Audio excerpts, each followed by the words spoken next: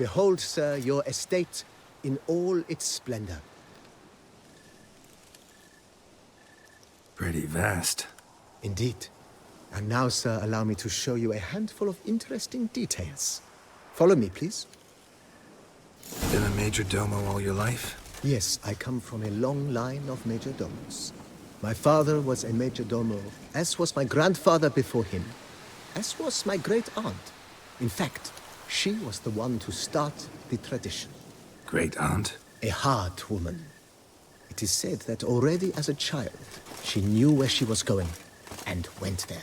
When she arrived in Beauclair, she signed on as a chambermaid at one of the vineyards, then slowly worked her way up to major domo. She dragged the rest of the family up the same path.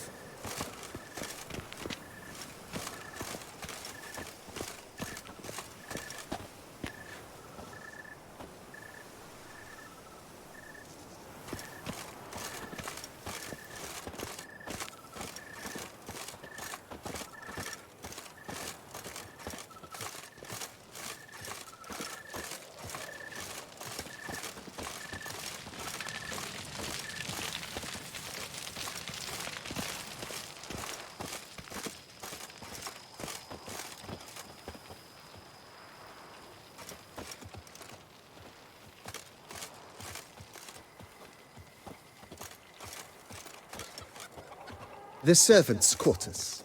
I occupy the green home.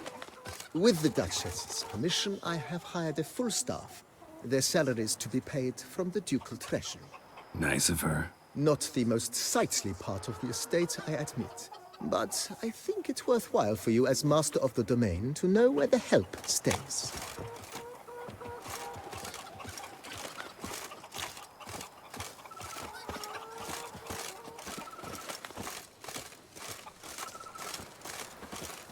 Baron Rossel ordered the vines in this part of the estate uprooted and olive groves planted in their place.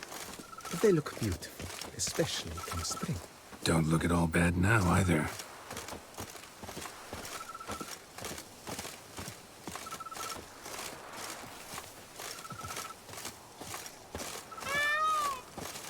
Down below lies your vineyard, where we grow a strain of Carfanere, one of the world's oldest. Aged in oak barrels, it provides for an exquisite wine with distinct blackberry, wild cherry, plum, and cinnamon notes. Marvelous. Have to try it one of these days.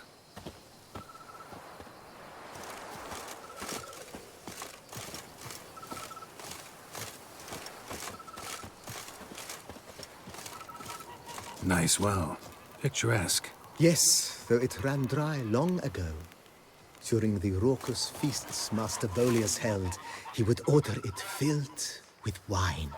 There's a tale about a guest attending a Bolius ball for the first time and thus unaware of the custom. He had suffered great heartbreak and had decided to end his life by jumping into the well. The festivities were coming to a close, and the well was nearly empty when the suicidal guest finally jumped. Instead of killing himself, he merely broke his legs. To numb the pain, he drank the wine. Drank himself to death? Not at all. When found the next day, he had concluded he'd witnessed twin miracles. The water had been changed into wine, and he had survived. He retired to a monastery in the Dragon Mountains and began preaching the wisdoms of Lebioda.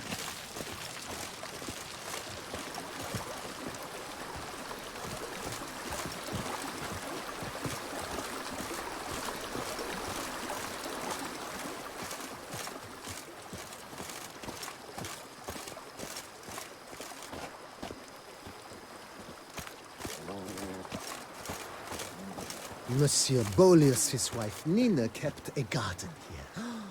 A supremely lovely place it was. Bit neglected now. I agree. Yet nothing stands in the way of restoring it to its former glory, and once again planting it with herbs and other vegetation.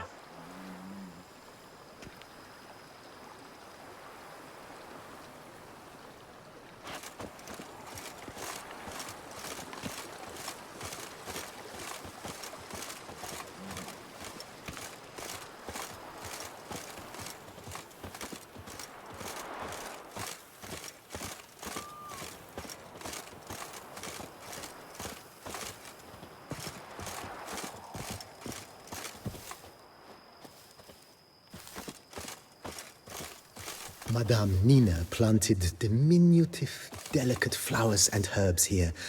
One might say their aroma still hangs in the air. You're quite the romantic, Barnabas Basil.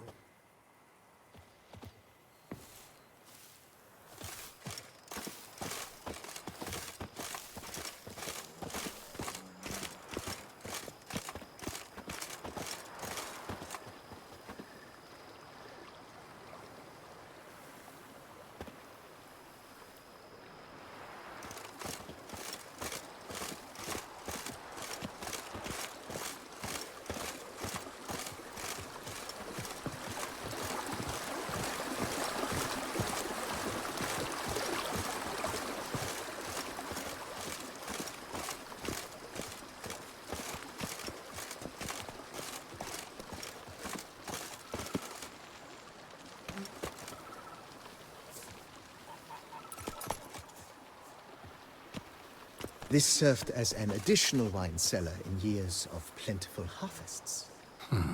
Bit of work and it'll make a fine stable for Roach.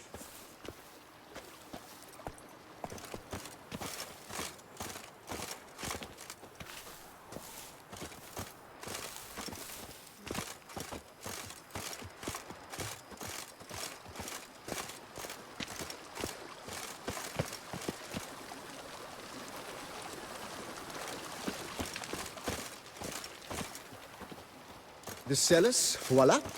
During Monsieur Bolis's time, wine was kept here, but Baron Rossel used it to store olive oil as well. I took the liberty of cleaning up the mess, which... I made while fighting the Bruxa. Thanks, Barnabas Basil. Appreciate it.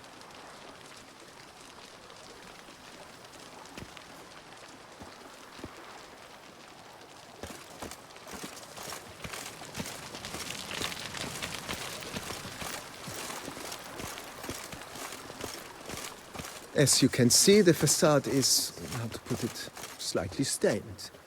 But one cannot deny it, a certain subtle southern charm. True, though it could use a bit of subtle paint.